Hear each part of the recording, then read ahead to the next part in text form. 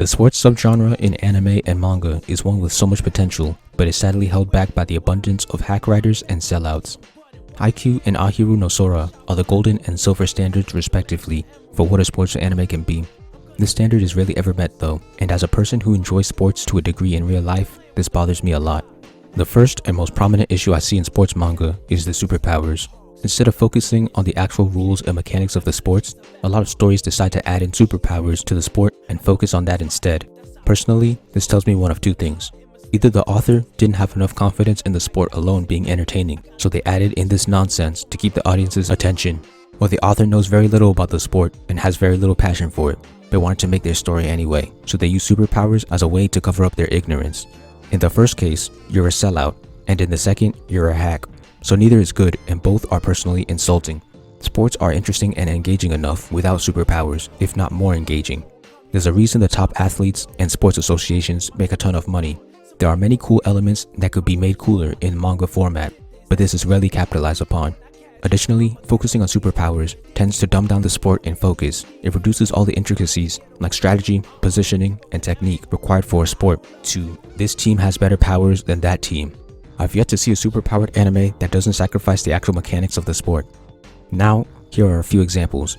Captain Tsubasa, a soccer manga, is one of the biggest offenders of this category. I watched the first few episodes of the 2018 remake, and I've seen some scenes from both anime, and I was greatly disappointed. The characters have all these special shots, some which are grounded, and others which are completely fantastical. Connecting to what I said before, it seems to reduce the story down to which team has the better super shots and goalies. Inazuma 11 is even worse. I remember watching one match, and the whole match was basically characters using outlandish superpowers the entire time. I believe less than half of the match was regular soccer. I've heard of other offenders like Prince of Tennis and iShield 21, but I don't know enough about them to say much. One story that is on the fence for superpowers is Kuroko's Basket. Some of its exaggerations are done well, while others are done terribly. I'll start with the bad exaggerations. First is Akashi. The Emperor's Eye is like something out of a battle manga, and it is obnoxious. Now, if they had just said that he was so good at observation that he can predict movements, I would have been more okay. But this is something that he activates like a power, which is stupid. His ankle break dribble is also terrible. He can simply bounce the ball, and his opponents fall like they slipped on ice or an earthquake just happened.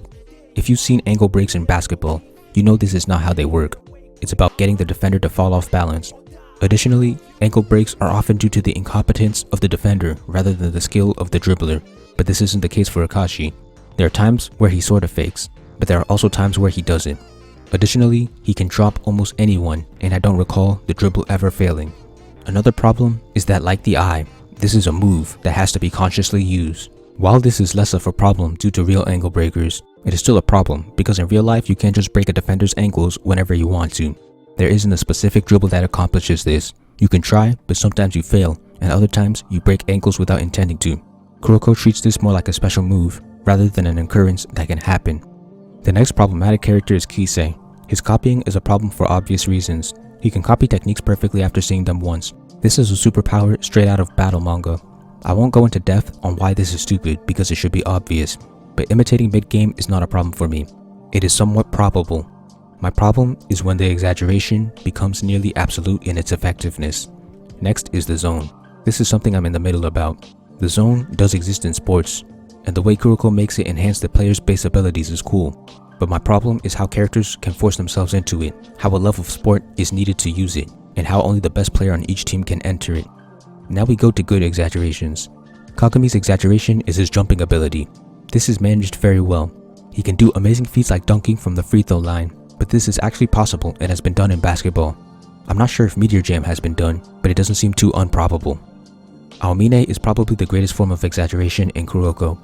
He has street ball handles and can break ankles, which is completely realistic. He also has the formless shot. Some of these shots are a little exaggerated, but the concept of successfully shooting without form is realistic. The most exaggerated parts are his accuracy and the angles that he shoots at. Things like shooting behind the backboard and the fadeaway are real moves. Seeing the way Kuroko handles Kagami and Aomine's special moves really shows how much potential there is behind this type of balance. But Haikyuu is the golden standard for exaggeration. Haikyuu's type of exaggeration is by having characters frequently do things that would happen once in a lifetime in real life. It rarely deals in absolutes and definitely doesn't have superpowers. Even a character like Kageyama, who is said to have pinpoint accuracy, can miss his tosses. I've gone into more detail in other videos, so I'll leave it at that. Other stories like Ahiru and Slam Dunk don't even have anything remotely close to superhuman. It's just characters playing the sport regularly, but with an anime flair. While I have problems with the story, Slam Dunk's display of characters playing basketball is pretty great. It's not spectacular, but I would love it if it was the bottom line for sports manga. The characters make use of formations and strategies, and characters have their unique movesets.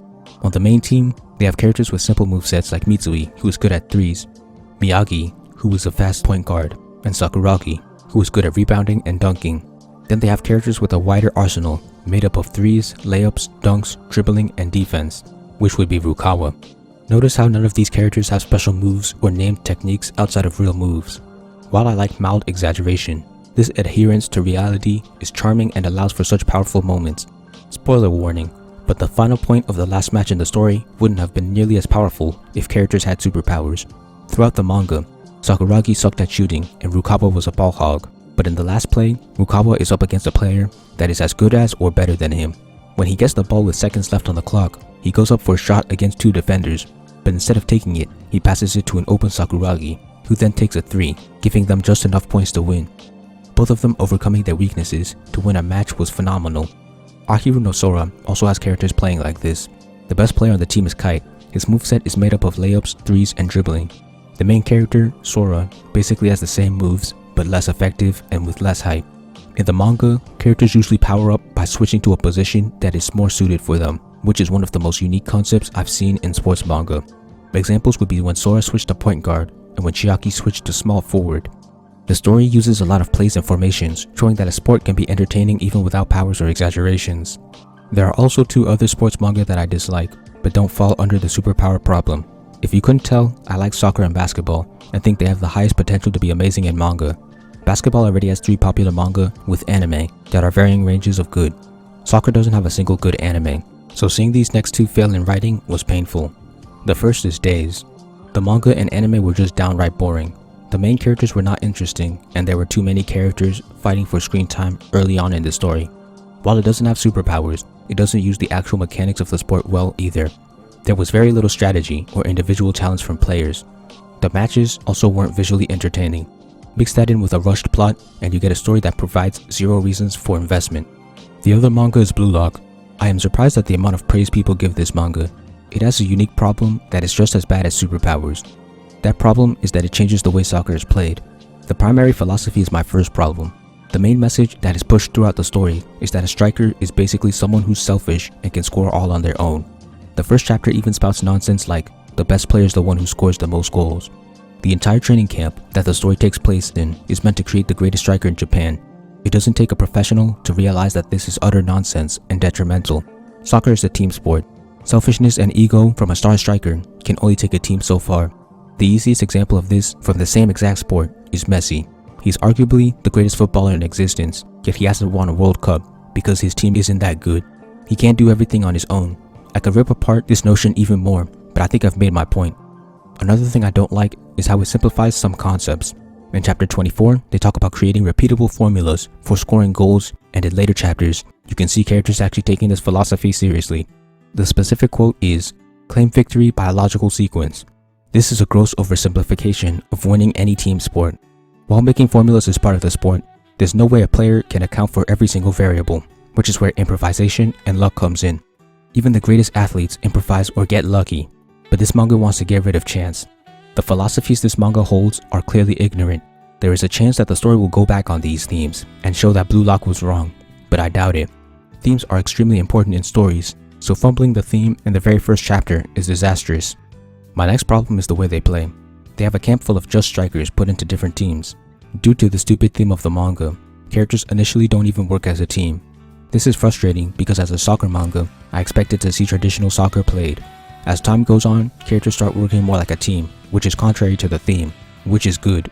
But what's even worse is the beginning of the camp. In chapter 2, they play a game of tag where the goal is to kick the ball into another player. Players kick other players in the face like they're doing kung fu. Players kick the ball into other people's faces and stomachs, and a player even does a full Nelson to get someone else hit. So not only are they not playing soccer straight, but they're also breaking the rules. It's hard to describe how stupid this was. In chapter 5, there was a traditional 11v11. but the players were all trying to score, which meant that they'd even get in the way of their teammates. In Chapter 18, someone literally switches teams during the match, making it a 12v10, and it's just allowed. These things tone down as the story continues, but it makes for a terrible start. And later, the main character has these special eyes that can see the future. This is a terrible form of exaggeration, as it borders on superpowers. All of this is extra disappointing because Blue Lock is good at almost everything else. Characters have specialties and movesets like Slam Dunk and Ahiru, although slightly more exaggerated. The art is amazing, the poses are dynamic and cool, and the action is very easy to follow. You can feel the passion for the sport through the characters and their facial expressions. It feels hype, but those flaws that I mentioned not only make the story bad, but it feels like an insult to the sport. Like I said about Sellouts, it feels like the author didn't think the regular sport was cool enough, so they added all this extra nonsense. But if Blue Lock was a regular soccer manga played straight, I think it could have been amazing. In conclusion, I believe that sellouts who don't have faith in the regular sport and hack writers who are ignorant about the sport plague sports anime and manga and hold back the subgenre from becoming great. Thank you for watching. Please like, comment, share, subscribe, and check out my manga for free online. If you enjoy my content, please consider donating to my Patreon. All important links will be in the description.